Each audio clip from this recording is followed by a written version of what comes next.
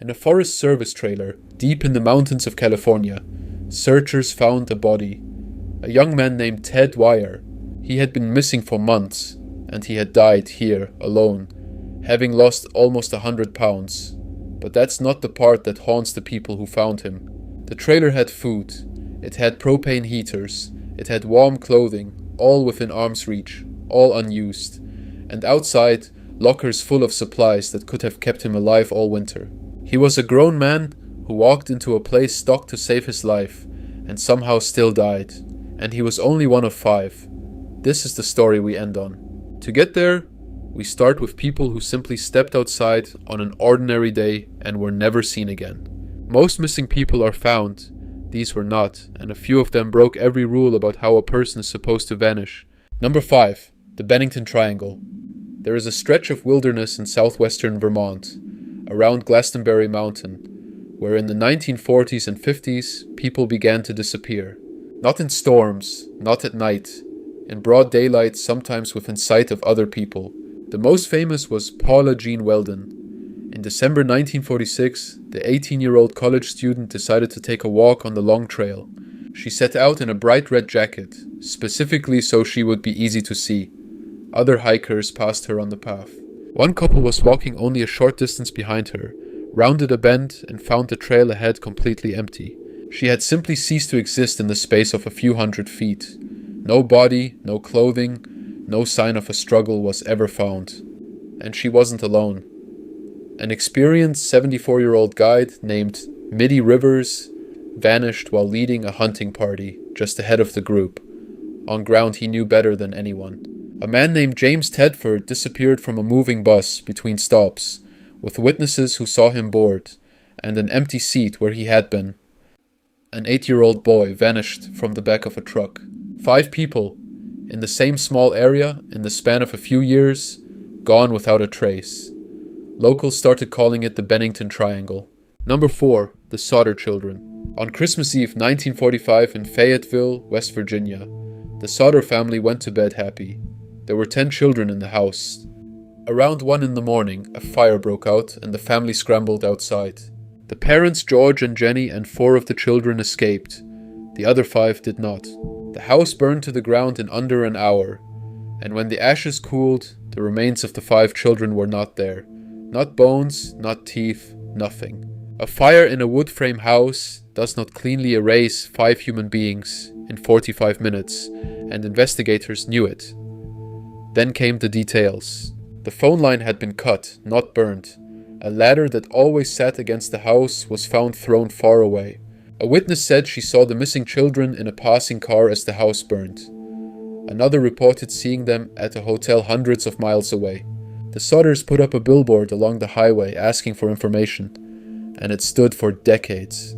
They went to their graves, convinced their children had been taken, not killed. Years earlier, the family had even received a photograph in the mail of a young man who looked exactly like one of their lost sons, now grown, and no one ever proved them wrong.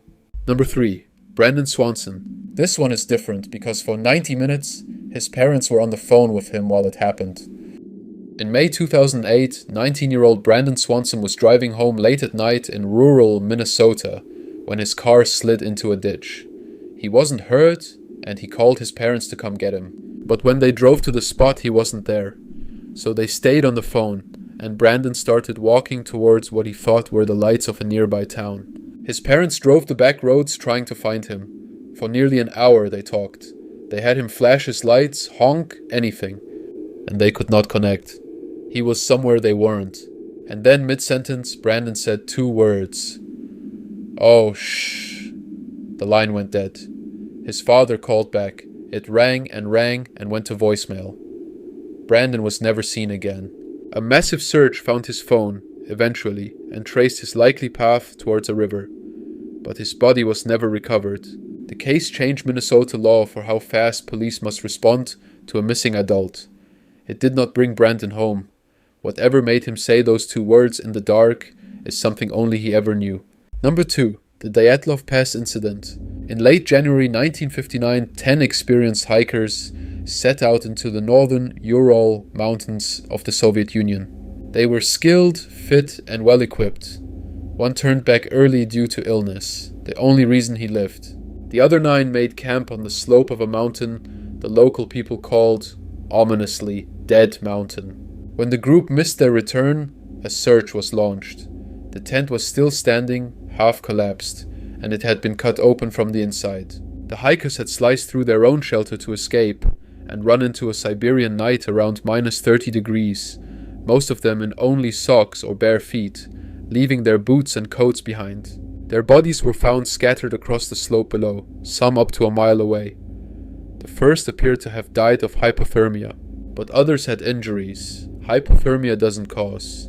Fractured skulls, crushed ribs, with the force investigators compared to a car crash. One woman was missing her tongue and her eyes, and some of their clothing carried traces of radiation. The official Soviet report closed the case with a phrase that has haunted it ever since. They died due to a compelling natural force they could not overcome. They never said what it was. Decades of theories have followed, from avalanches to secret military tests. And to this day, no single explanation accounts for everything found on that mountain. Number 1. The Yuba County Five. In February 1978, 5 young men, friends from Yuba County, California, drove to a college basketball game. 4 of the 5 had intellectual disabilities or mental illness, and they lived careful, structured lives. They didn't drink, they didn't take risks.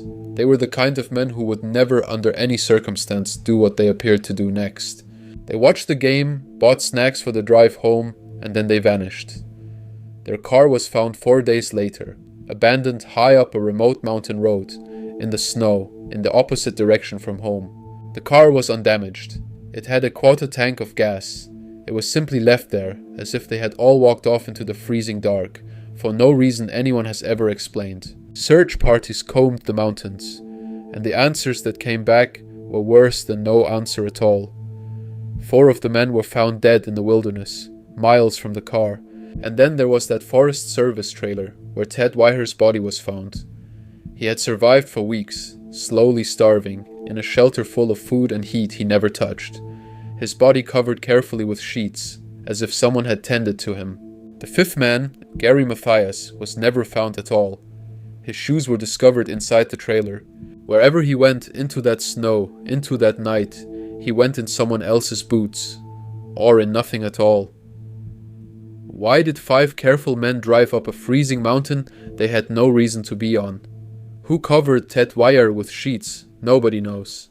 So here is the uncomfortable thing all of these have in common. There was no monster, no villain we can point to and feel safe again. There were just ordinary people on ordinary days who walked through a door, or up a trail, or into the snow, and crossed the line the rest of us cross 100 times a day without thinking.